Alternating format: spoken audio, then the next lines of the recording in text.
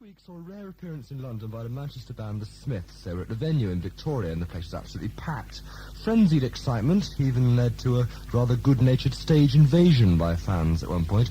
Things have been looking very good for The Smiths since their debut single Hand in Glove last March. Breakthrough, by the way, were the first to play it, you may remember. It's still selling well. And as Michael Lambert found out when he talked to lead singer Morrissey, the band aimed for the top right from the start. We really wanted simply to make very crucially important moves, and anything that was simply to pass the night away was really of no value to us. I think you really have to start how you plan to go on, and if you really begin with a very low attitude, then you just remain there, and if you go on the pub circuit, you're there for life. I think you really have to know what you want, and once you do, you're kind of halfway towards having it. You really have to be determined, and you have to know what you're going to grab. And I feel that we've been that way all along, and it's really worked for us in every single respect.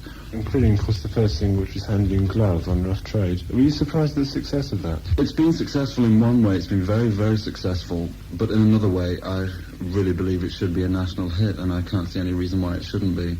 But obviously, I'm pleased that so many people know about it, and people write and say that it's changed their lives or whatever, and it's sold very well, so I have to be pleased.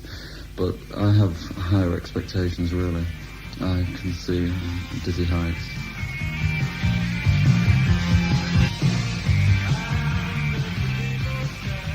Probably as important as that must be the radio sessions you do. You're now currently recording your fourth Radio 1 session, this one for the John Peel Show. The response to those must have been very good. Yes, it has been, simply by the amount of letters that we've received. But yes, 4 sessions in just 3 or 4 months is quite good. It must be like actually trying out material and programming of songs in preparation for the album, mustn't it? It's exactly that, yes.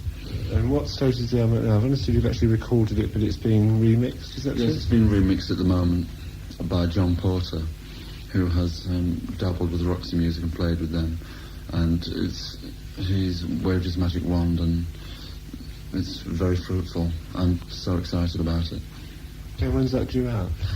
Hopefully simply as soon as it's ready. Hopefully no longer than a month, because I think the time is right.